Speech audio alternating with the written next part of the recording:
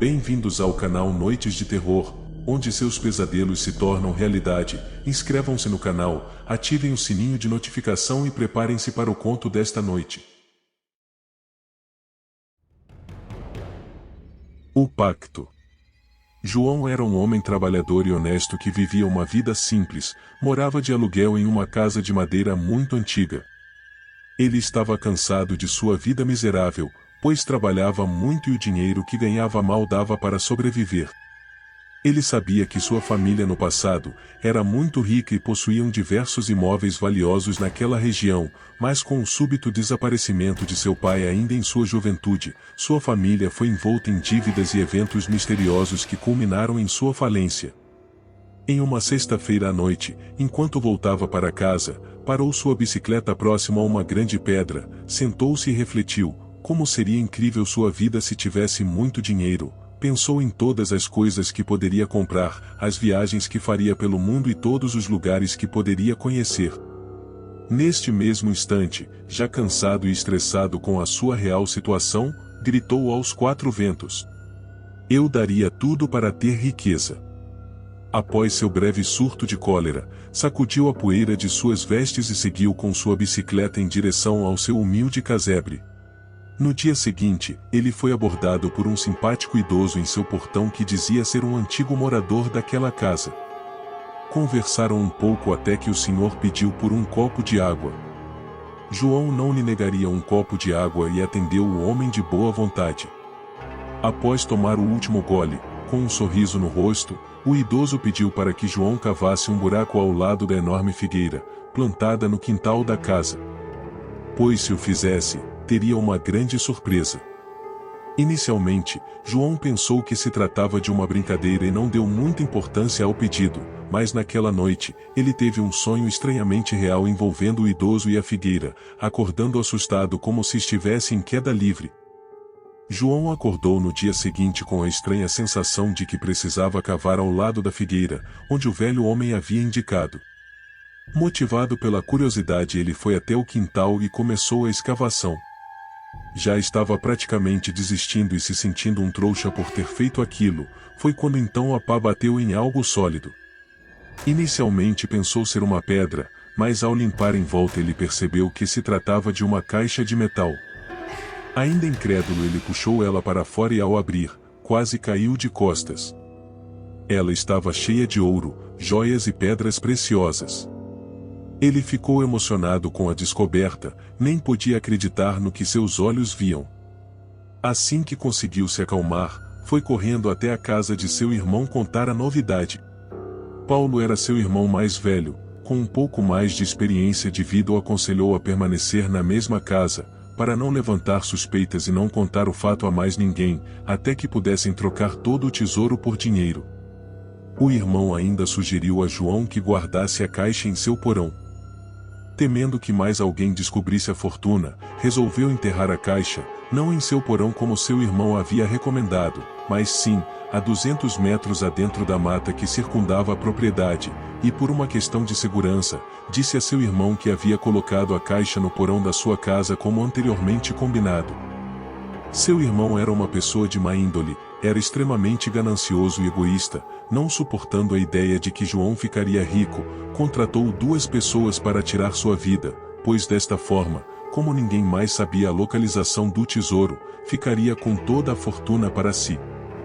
Uma semana após a descoberta, enquanto saía de um bar próximo à sua casa, João foi surpreendido por seus agressores.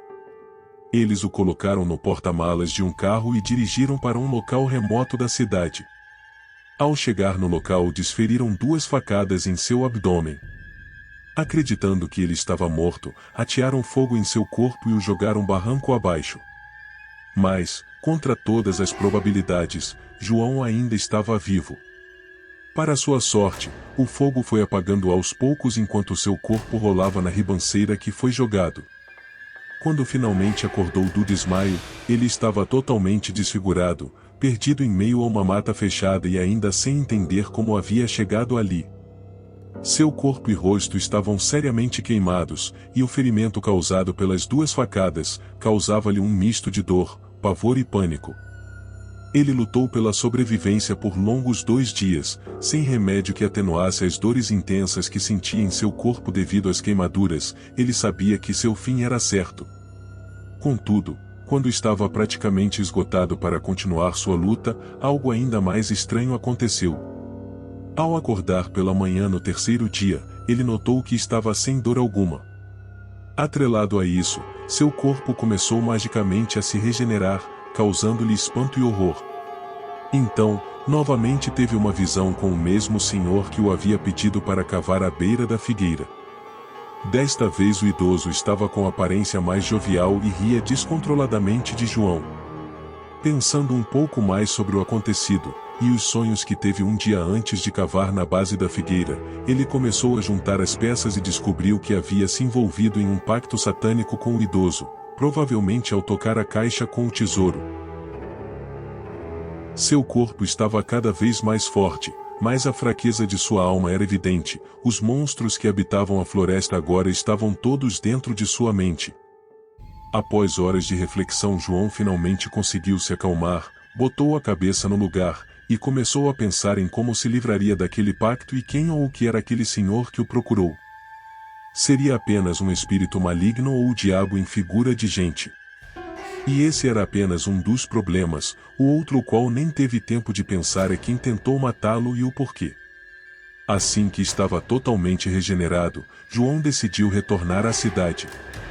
Ao trilhar o caminho por uma estreita estrada de barro, ele passou por uma humilde casa com roupas estendidas no varal. Apesar de sua aparência ter voltado ao normal, suas roupas estavam completamente danificadas. Ele pegou apenas o que precisava e seguiu seu rumo. Foi uma longa caminhada e durante o trajeto, ele começou a recordar das histórias que eram contadas em sua infância sobre seu avô. Diziam que ele era um famoso ocultista, que fez fortuna encontrando tesouros e objetos valiosos ao longo de sua vida e que por fim, desapareceu misteriosamente, assim como seu pai. Essa história que era contada por sua mãe sempre o intrigou, mas nunca havia dado muita atenção a ela. Pensava que seu avô e seu pai haviam fugido com sua fortuna, para gastá-la em outro lugar, e contavam essas histórias, apenas para justificar a sua ausência. Mas ainda assim, ele decidiu procurar mais pistas na casa abandonada de seu avô. Lá, ele encontrou um diário escondido no sótão, que continha, não só informações sobre a busca de seu avô por fortuna, mas também detalhes perturbadores sobre a maldição que sua família enfrentava. João descobriu que a maldição se manifestava na forma de um espectro, que mudava de aparência conforme fosse conveniente e assim perseguia os herdeiros da família em busca de suas almas. João continuou sua busca até que finalmente encontrou uma chave antiga, escondida atrás da moldura de um imponente quadro de seu avô, uma das poucas coisas que sobrou após a ruína de sua família. Essa pequena chave encaixava-se perfeitamente em uma fenda na parede ao lado do quadro. Ao girar a chave, a fenda transformou-se em uma porta. Meio receoso, ele abriu a porta e o que ele encontrou do outro lado mudou tudo o que ele pensava que sabia sobre sua família e sobre si mesmo. Era um santuário antigo, com artefatos e documentos que revelavam a verdadeira história de sua família e o segredo por trás da maldição. Ao verificar os documentos, encontrou a foto do idoso que lhe havia pedido para cavar ao lado da figueira. Estava em uma foto muito antiga ao lado de seu avô. No verso da fotografia haviam escrito os nomes e ele percebeu que o sobrenome daquele senhor era completamente diferente do que já havia visto na região. Ele se manteve firme na busca, e ao vasculhar os demais documentos entendeu que seu avô havia feito um pacto com um espírito maligno, oferecendo a sua própria alma em troca de riqueza. Porém, a entidade ardilosamente exigiu também a alma de seu filho, o pai de João, oferecendo em troca das almas fortuna e uma vida cheia de prazer e luxúrias. Mas, seu avô tinha sido enganado pela entidade maligna, a fortuna, que tanto desejava e estava disposto a tudo para consegui-la, não poderia ser tocada por ele, ela estaria disponível apenas para seus descendentes de sangue. Estarrecido com tudo o que havia descoberto, João decidiu sair dali e retornar à sua casa. Contudo, ao sair da antiga propriedade de seu avô, percebeu que tudo ao seu redor não parecia estar como antes, e em sua cabeça, isso não poderia ter ocorrido nas poucas horas que passou ali. Ocorre que, sem perceber, fora do pequeno quarto secreto em que ele estava, passaram-se 7 anos. Durante seu trajeto notou que a cidade estava diferente, as pessoas que conhecia de vista pareciam mais velhas. Até que então localizou uma senhora que morava no bairro e já possuía uma idade muito avançada. Inicialmente ela não o reconheceu. Ele então perguntou a ela o que havia acontecido com o seu irmão. Ela, em um tom triste, afirmou que Paulo, após seu desaparecimento, desenvolveu demência e foi internado em várias instituições psiquiátricas até que faleceu há cerca de 2 anos. Finalmente João decidiu que precisava confrontar o idoso, que lhe apontou a localização do tesouro, condenando sua alma para toda a eternidade. Ele foi até o cartório e buscou se havia registro de óbito de alguma pessoa na cidade, com aquele sobrenome estranho. Após um breve momento, a atendente lhe informou que havia apenas um registro com aquele sobrenome e que ele havia morrido há mais de 50 anos, tendo sido sepultado no cemitério central. Antes de ir à procura do túmulo daquele que o assombrava, decidiu ir à mata, onde havia enterrado seu tesouro, e para sua felicidade, a caixa ainda estava lá. Ele a desenterrou por completo e seguiu rumo ao lugar onde o estranho idoso havia sido sepultado. Encontrou até que com certa facilidade sua lápide. Ela era bem maior que as demais e se destacava no meio do cemitério. Possuía escritas douradas entalhadas cuidadosamente, no lustroso mármore preto que reluzia com os raios solares. Com muito custo, ele conseguiu abrir o enorme tampo de mármore que cobria a cova, expondo assim um fosso escuro e profundo. Guiado pelo instinto, ele sentiu que deveria despejar todo o tesouro ali dentro. Porém, antes que o fizesse, sentiu uma entidade estranha o empurrando para dentro da sepultura exposta. Com a caixa ainda em mãos, se viu sem reação. A primeira parte de seu corpo a tocar violentamente o fundo da cova foram seus joelhos, seguido com seu rosto. Meio atordoado, devido à forte pancada que levou, já pressentindo seu fim, João fechou seus olhos e intensificou suas orações.